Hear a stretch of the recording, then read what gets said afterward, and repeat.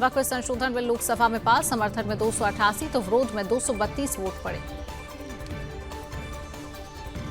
वक्फ bill Lok Sabha में पारित होने पर गिरिराज सिंह ने कहा, कांग्रेस ने 2013 में तुष्टीकरण के लिए जो गलतियां की थी, हमने उसे सुधारा है।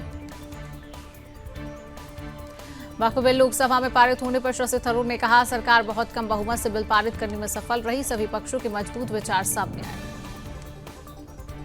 चिराग पासवान ने कहा, यह संशोधन गरीब मुसलमानों और महिला मुसलमानों के हक में है।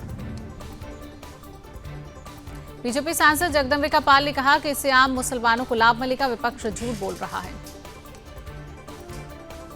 गौरव गोगोई ने कहा कि हम परिणामों से नाखुश हैं, हम संविधान की रक्षा और अल्पसंख्यकों के अधिकारों की रक्षा के लिए लड़ते रहेंगे।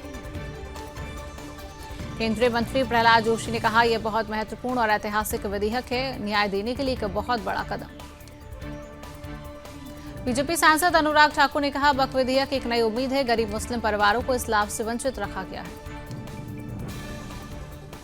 अनुराग ठाकुर का कांग्रेस पर निशाना, कहा, वक्फ बिल में ये बदलाव इसलिए नहीं लाना चाहते थे क्योंकि इससे कई भ्रष्टाचार की दुकान चलती थी। हनुमान बेनीवाल ने कहा, सरकार इस तरह के मुद्दे को लाकर जनता को गुमराह कर रही है। सपा सांसद अवधेश प्रसाद ने कहा, सरकार वक्फ बोर्ड की संपत्ति हथियाना चाहती है, विधेयक संविधान के खिलाफ है। बीजेपी सांसद भर्तृहरि मेहताब ने कहा कि विधेयक मुसलमान समुदाय के खिलाफ नहीं है, विधेयक गरीब मुसलमानों की मदद करने के लिए है।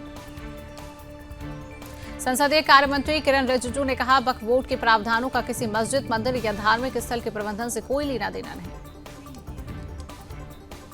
संसदीय कार्य मंत्री किरण रिजिजू ने कहा, इस विधेयक में कुछ विसंगतियां थी, इसलिए इसमें संशोधन करना आवश्यक था। संसदीय कार्य मंत्री किरण रिजिजू ने कहा, वक्फ उपयोगकर्ता प्रावधान हटाने के बाद भी हमने संपत्तियों की सुरक्षा सुनिश्चित की है। टीएमसी सांसद सौगत रॉय ने कहा, विधेयक पारित होना ही था क्योंकि सरकार के दलों के अधिक सांसद हैं, हमने विधेयक और सरकार का विरोध किया। कांग्रेस सांसद इमरान मसूद ने कहा, यह हमारे अधिकारों पर हमला है, हम इसके खिलाफ अदालत जाएंगे और लड़ाई लड़ेंगे। आज राज्यसभा में पेश होगा वक्फ बिल, 12 घंटे चर्चा के बाद लगी लोकसभा में मोहर। टीएमसी सांसद कल्याण बनर्जी ने कहा, यह एक असंवैधानिक विधेयक है, मुस्लिम समुदाय के लिए खतरनाक है। बिहार के राज्यपाल आरिफ मोहम्मद खान ने कहा, गरीबों को इससे कोई फायदा नहीं पहुंच रहा है, वक्फ पर बड़े लोगों का कब्जा है। उत्तर प्रदेश सरकार में मंत्री अनिल लाजवान ने कहा, मोदी सरकार के अलावा कोई ऐसी सरकार नहीं जो यह काम कर सकती थी। मध्य प्रदेश सरकार में मंत्री कैलाश विजयवर्गीय ने कहा, वक्फ बोर्ड में हो रहे संशोधन से मुस्लिम भाइयों को फायदा होगा। ओवैसी ने फाड़ी वक्फ संशोधन बिल की कॉपी, बोली यह असंवैधानिक है। मोदी सरकार ने बदला वक्फ संशोधन विधेयक का नाम, रिजिजू बोले इससे उम्मीद की भावना जागेगी।